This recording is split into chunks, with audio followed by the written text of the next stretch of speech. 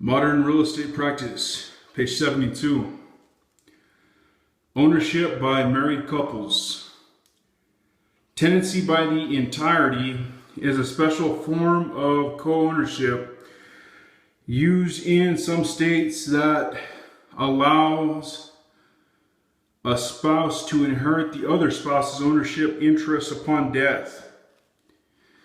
In this form of ownership, each spouse has an equal undivided interest in the property. The term entirety refers to the fact that the owners are considered one indivisible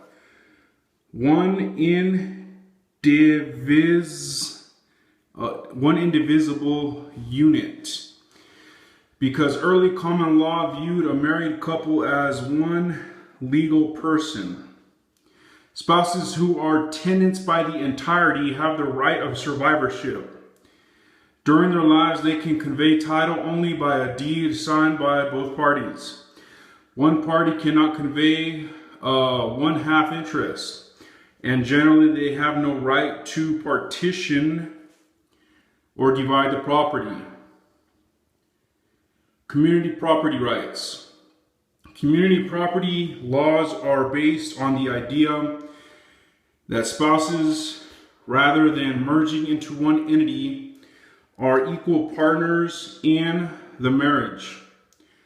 Under community property laws, any property acquired during a marriage is considered to be obtained by mutual effort. Today, 9 states uphold this concept. Although community property law varies widely among these states, all of them recognize 2 kinds of property: separate property and community property. Separate property generally is real or personal property that was owned solely by either spouse before the marriage, acquired by gift or inheritance by one spouse during the marriage, or purchased with separate funds during the marriage. Any income earned from a spouse's separate property remains part of that spouse's separate property. Separate property can be mortgaged or conveyed by the owning spouse without the signature of the non-owning spouse.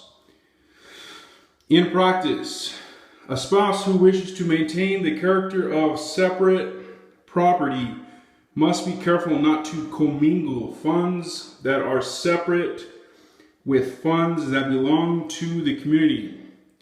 If the proceeds of the sale or separate property are placed in a community property bank account, for instance, they may thereafter be considered community funds. Community property consists of real and personal property acquired by either spouse during the marriage. Any conveyance or encumbrance of community property requires the signature of both spouses. Spouses can will their half of the community property to whomever they desire. But upon the death of one spouse, the surviving spouse automatically owns one half of the remaining property.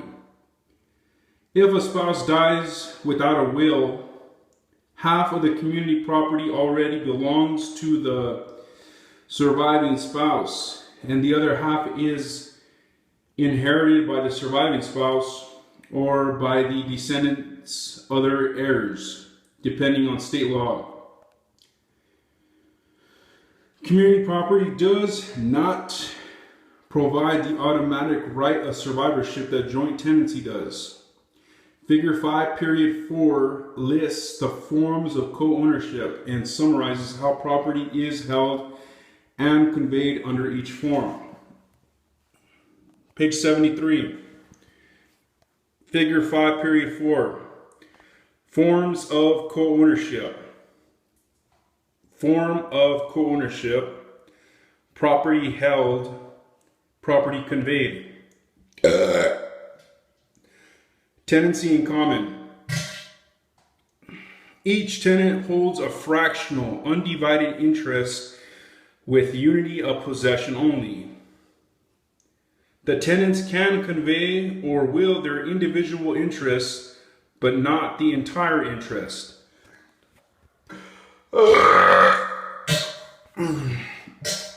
Joint tenancy. Unity of ownership created by initial act, unities of possession, interest, time, title. Right of survivorship cannot be conveyed to heirs. Tenants by the entirety. Spouses each have an equal undivided interest in property. Right of survivorship conveys by deed signed by both parties. One party can't convey one half interest. Community property. Spouses are equal partners in marriage. Real or personal property acquired during marriage is community property. Conveyance requires signature of both spouses. No right of survivorship. When one spouse dies, survivor owns one half of community property. Other one half is distributed according to will, or if no will, according to state law.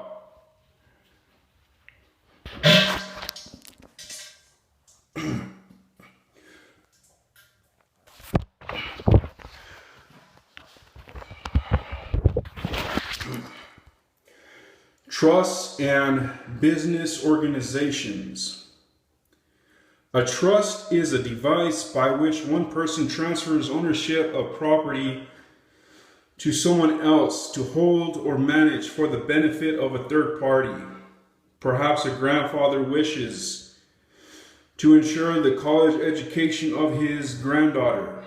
He can transfer an amount sufficient to cover the granddaughter's tuition and expenses to a trust account that will be held by his bank with his daughter and grandchild's mother named trustee of the account.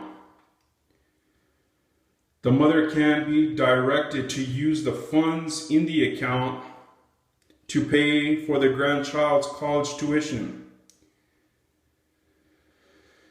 In this case, the grandfather is the trustor, the person who creates the trust. The granddaughter is the beneficiary, the person who benefits from the trust.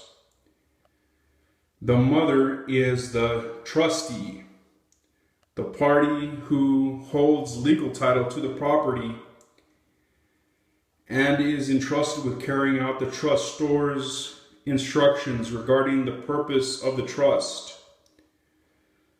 The trustee is in the role of a fiduciary, a person who acts in confidence or trust and has a special legal relationship with the beneficiary.